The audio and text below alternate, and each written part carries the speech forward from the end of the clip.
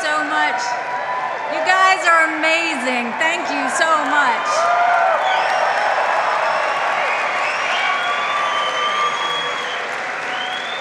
It's so good to see so many friends, and I'm honored to be able to say that when I come to AIPAC, I am with friends.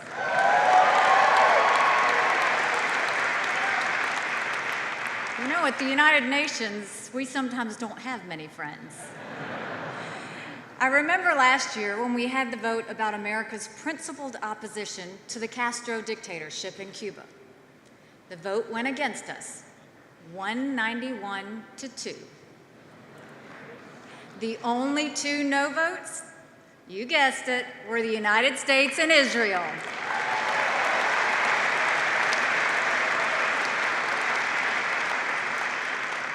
But I always say, quality is more than quantity. Shortly after the 2016 election, President-elect Trump called me to talk about serving in his administration. We had a meeting at Trump Tower, and we had some good discussions about a variety of issues. Long story short, his team called me a couple of days later and said he'd like me to serve as ambassador to the United Nations.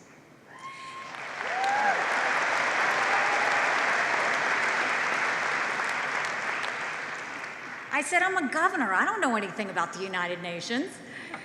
We went back and forth on a few things, and the clincher was when I told the president, you know, I won't be a wallflower or a talking head. I have to be able to say what I think.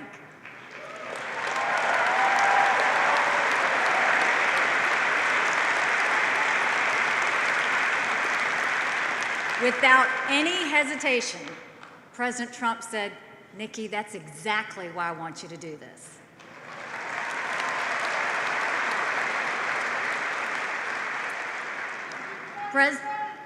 President Trump has been true to his word, and I think I have too.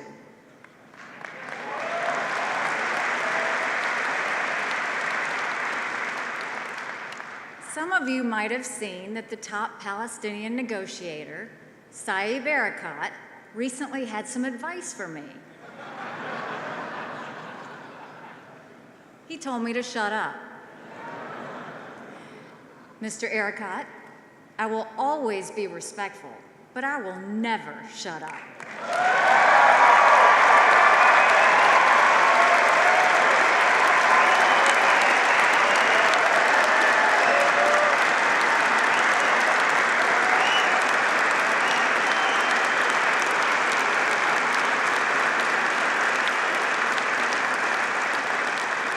When I spoke here last year, I had only been on the job a couple of months.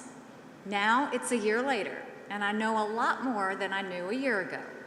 But as I've learned more about how the UN operates, something else has become really clear.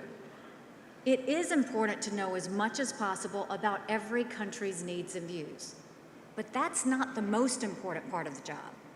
The most important thing is to not be afraid to stick with the fundamental principles, even when they go against entrenched customs.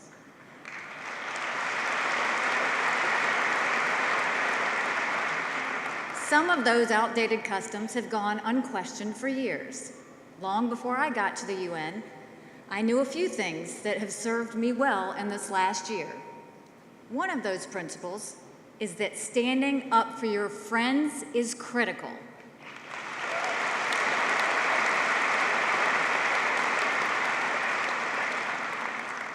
So on my first day on the job, I chose to reach out to ambassadors from 4 countries. I called the British and French ambassadors because they are our closest allies on the Security Council. I called the ambassador from Ukraine because I wanted to reassure him that America would not waver in standing up for Ukraine against Russian aggression.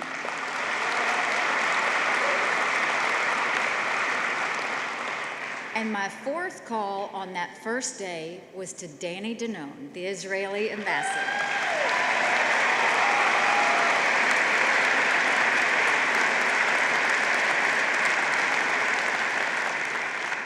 Just about a month before I arrived, the United States allowed Resolution 2334 to pass. It was a shameful day for America.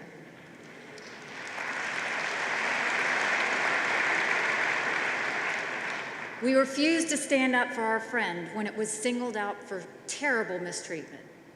On my first day, I assured the Israeli ambassador that on my watch, that would never happen again.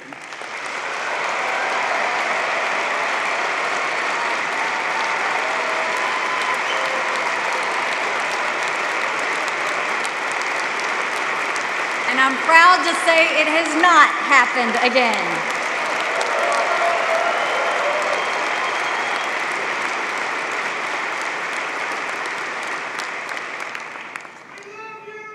I love you too. Standing up for your friends is very important in the United Nations. Another one of the principles I took with me into the job was that I have absolutely no patience for bullying. When I grew up, we were the only Indian family in a small southern town in South Carolina. On the whole, it was a great and friendly community. My parents and my brother and sister and I were always grateful for the support that surrounded us. But that didn't mean every day was great. My parents were immigrants. My father wore a turban. My mother wore a sari. There were times that we got bullied. When I was governor, I did something about it. I started an anti-bullying program.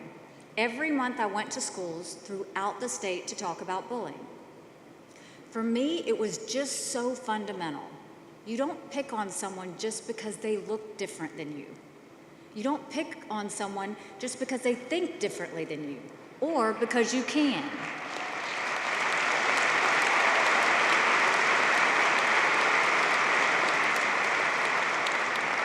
This idea has always been with me since I was a child, but I didn't think it'd come to play in the United Nations. It turns out bullying is a common practice in the United Nations. In the real world, Israel is a strong country with a vibrant economy and a first-class military. On the battlefield, Israel does not get bullied. The Iranians and Syrians can vouch for that.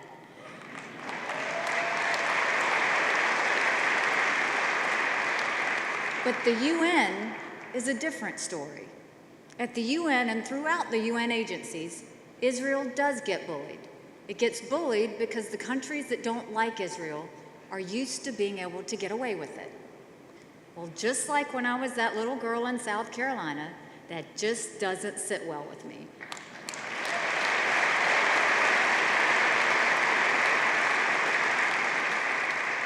As many of you know, one of the UN agencies with the worst track record of Israel bias is UNESCO. Among many other ridiculous things, UNESCO has the outrageous distinction of attempting to change ancient history. UNESCO recently declared one of Judaism's holiest sites, the Tomb of the Patriarchs, as a Palestinian heritage site in need of protection from Israel. That was enough. 10 months into this administration, the United States withdrew from UNESCO.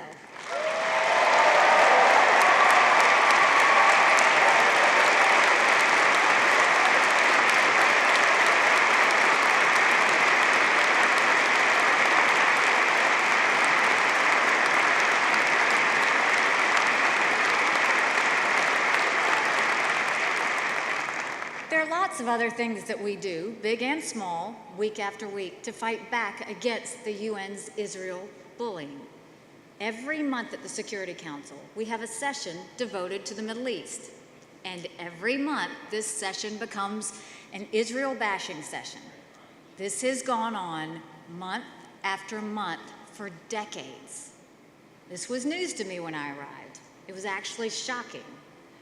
I came out of the first session and publicly said, if we want to talk about security in the Middle East, we should talk about Iran, or Syria, or Hezbollah, Hamas, ISIS, the famine in Yemen. There are probably 10 major problems facing the Middle East, and Israel doesn't have anything to do with any of them.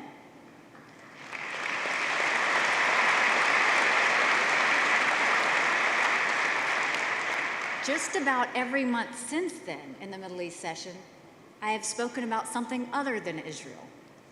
I can't say that we've solved the problem, but I can say that several other countries have followed our lead. What used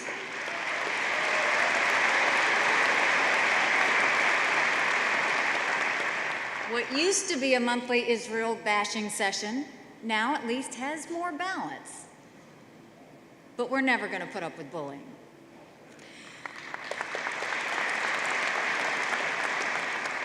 There's one more principle I knew before I arrived at the UN. Like most Americans, I knew what the capital of Israel was.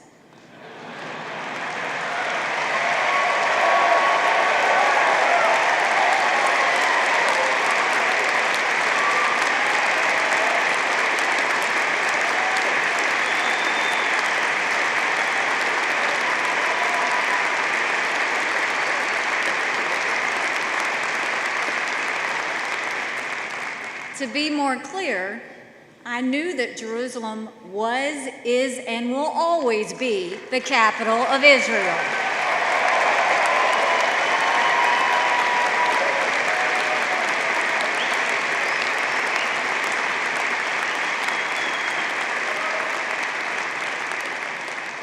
This is not something that was, I love you too. This was not something that was created by the location of an embassy. This is not something that was created by an American decision. America did not make Jerusalem Israel's capital.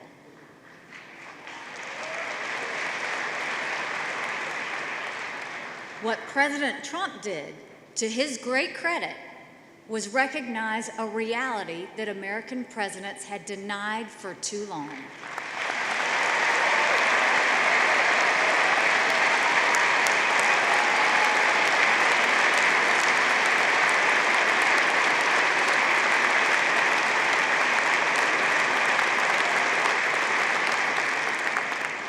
Jerusalem is the capital of Israel. That's a fact. And President Trump had the courage to recognize that fact when others would not.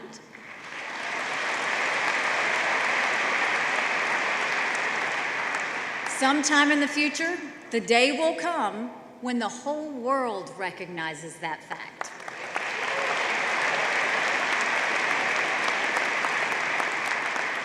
In the meantime, I hope to be there and join our great ambassador, David Friedman,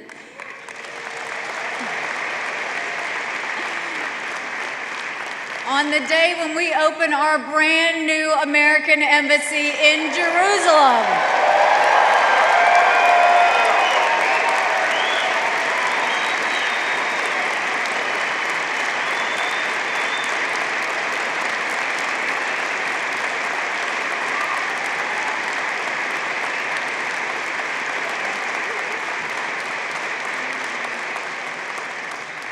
Our embassy decision caused a little bit of a stir at the United Nations. In the Security Council, almost exactly 1 year after the United States shamefully abstained when the Council attacked Israel with Resolution 2334, I had the great honor of casting my first American veto.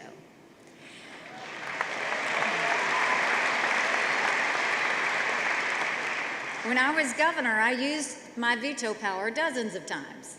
At the UN, I never got to do it until the Jerusalem vote. I gotta say, it felt pretty good.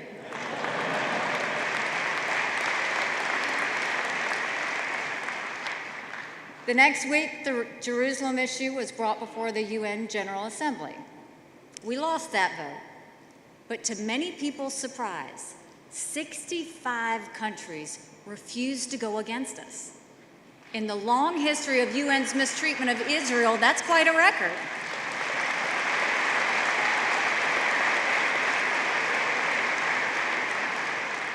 And we're not forgetting that vote.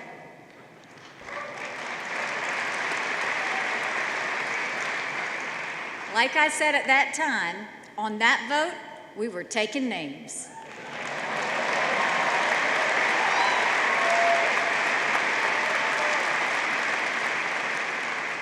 Last week, I took a trip to Guatemala and Honduras.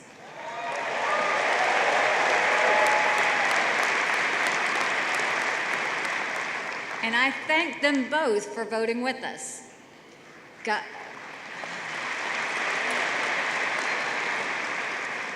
God bless Guatemala. They even joined us in moving their embassy to Jerusalem.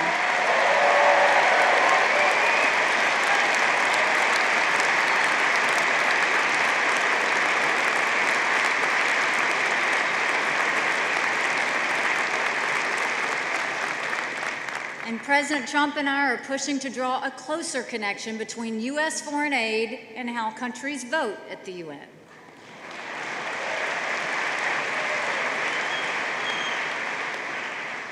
UN votes should never be the only factor in our foreign aid decisions. We have many interests that go beyond the UN, but they should be one of the factors, and we are determined to start making that connection.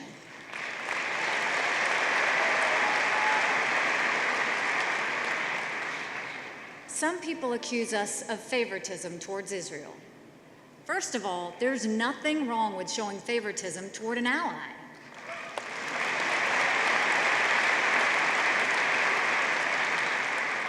That's what being an ally is all about. But this is really not about favoritism. In all that we're doing, whether it's the embassy decision or UNESCO or what we're doing with UNRWA, don't even get me started on that one. Our approach on Israel is tied together by one major idea. The idea that runs through all of it is the simple concept that Israel must be treated like any other normal country.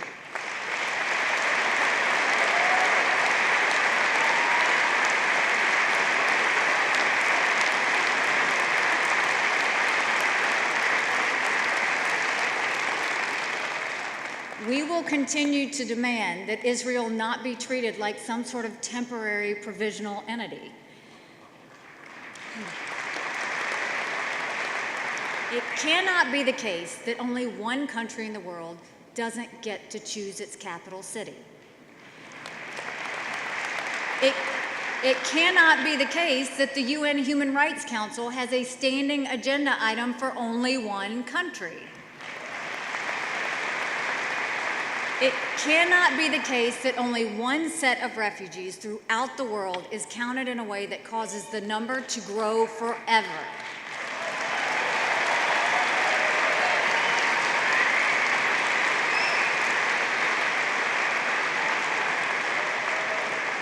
It cannot be the case that in an organization with 193 countries, the United Nations spends half of its time attacking only one country.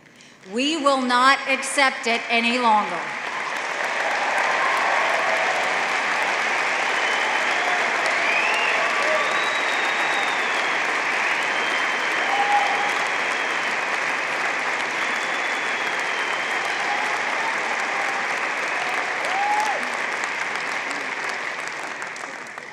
And you know what? That demand is actually a demand for peace. The UN's bias against Israel has long undermined peace by encouraging an illusion that Israel will just simply go away. Israel's not going away.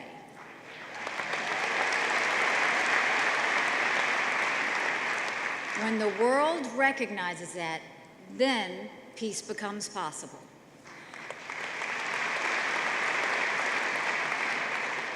It becomes possible because all sides will be dealing with realities, not fantasies. And when we deal with realities, then reasonable negotiated compromises can prevail over absolutist demands. Thank you so much for the support that you have continued to show me.